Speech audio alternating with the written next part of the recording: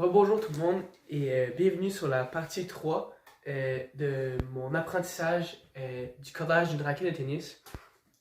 Donc, déjà, j'ai réalisé que je pourrais malheureusement pas utiliser ma raquette dans mon expérience parce que ma raquette a déjà un très bon cordage adapté à mon style de jeu et il est quasiment neuf.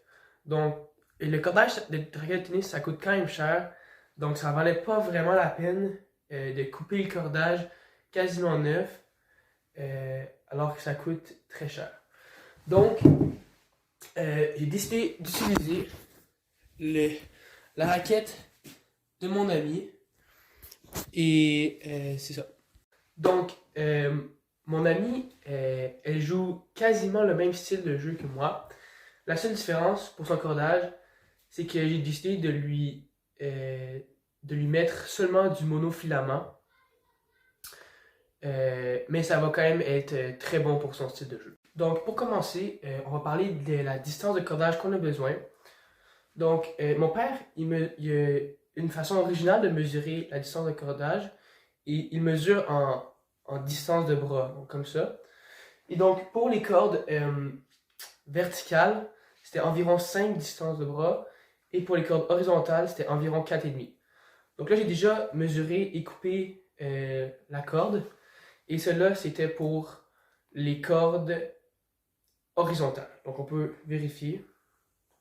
1, 2, 3, 4, 4,5. Donc pour commencer avec l'accordage, moi j'ai déjà commencé un petit peu. Mais une fois que vous avez installé votre raquette sur la machine, donc on commence par regarder ici. Je ne sais pas si on voit bien, mais là il y a 6 trous. Quand il y a 6 trous, ça veut dire qu'on commence du bas. S'il y en a 8, ça va être plus facile de commencer par le haut. Donc là, comme il y en a 6, j'ai commencé par le bas de la raquette. On met on sépare le cordage dans le milieu et on le rentre dans les 2 premiers trous. Ce qu'on fait ensuite, c'est assez simple. On prend la clip, on va aller clipper sur le cordage pour que ça tienne assez fort. Aller tendre ici avec ça. Puis on recommence le processus jusqu'à temps qu'on ait fini le cordage vertical. Ok, donc là je vais faire une petite démonstration juste pour que ce soit plus clair. Donc, on commence ici, comme ça.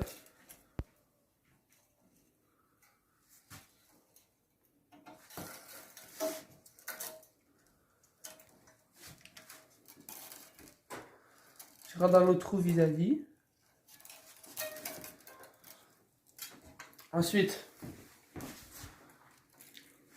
on va rentrer ici. Puis ça va faire que ça va être vraiment serré. Jusqu'à temps que ça sorte. Donc, vous pouvez le laisser comme ça. On va aller placer la clip pour que ça garde le cordage bien tendu. Puis là, après ça, on vient repousser. Et c'est bon, on continue à faire ça jusqu'à temps qu'on ait fini la corde et qu'on doit faire le nœud. Aussi, on doit placer la clip le plus proche possible du bout de la corde afin de garder la tension. Dernière information concernant les cordes verticales. Il y a 2 trous qu'on doit sauter. Donc le 7e et le 9e. Donc si on compte 1, 2, 3, 4, 5, 6, 7. On le saute. 8, 9, on le saute. Et rendu au 10e trou, ben on a fini. Et puis là, ça va être le temps de faire les nœuds. Maintenant, pour les cordes horizontales, alors ça semble être la même façon, mais c'est un processus totalement différent.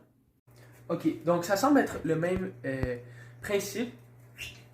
On utilise encore la clip, puis le truc pour mettre la tension, mais on fait ça un petit peu différemment. Ensuite, on va faire comme d'habitude, on va rentrer dans le trou. Ensuite, on va faire une genre de suite. Au-dessus, en dessous. Au-dessus, en dessous. On veut que ce soit toujours le contraire de la corde avant.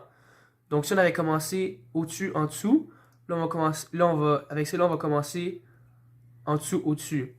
Donc il faut que ce soit différent. Comme là je l'ai mal commencé. Il fallait que ce soit en dessous, au-dessus, en dessous, au-dessus.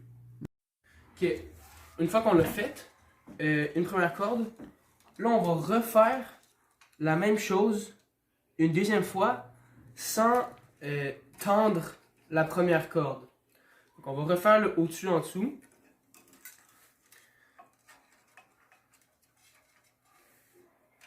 Pour se rendre jusqu'au bout.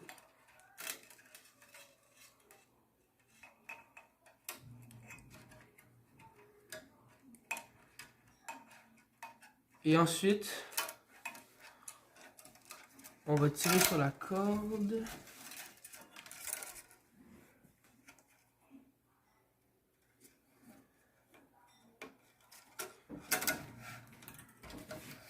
Encore en la bougeant comme ça pour qu'il n'y ait pas de friction.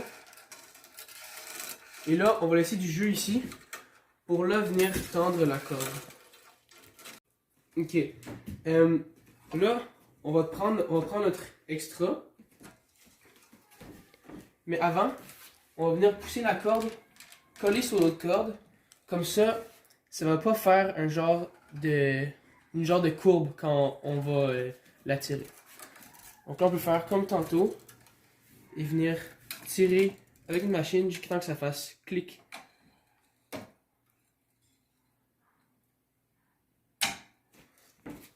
Et venir déplacer et le mettre le plus proche possible du bout de la corde. Et on va continuer comme ça avec toutes les cordes. Aussi, j'ai oublié de dire, mais pour se partir, il faut venir rentrer la corde. Ça, c'est le début de la corde. Il faut rentrer ici dans un des mêmes trous que notre corde verticale. Puis on fait un nœud ici. Et puis c'est comme ça qu'on va venir commencer à faire nos cordes horizontales. Donc finalement, une fois qu'on a fini de corder notre raquette au complet, il va nous rester seulement un dernier nœud à faire. Ce que je vais vous montrer comment faire dans la partie 4 de cette série, tout comme chacun des nœuds qu'on doit faire sur notre raquette avec notre cordage. Donc à la prochaine!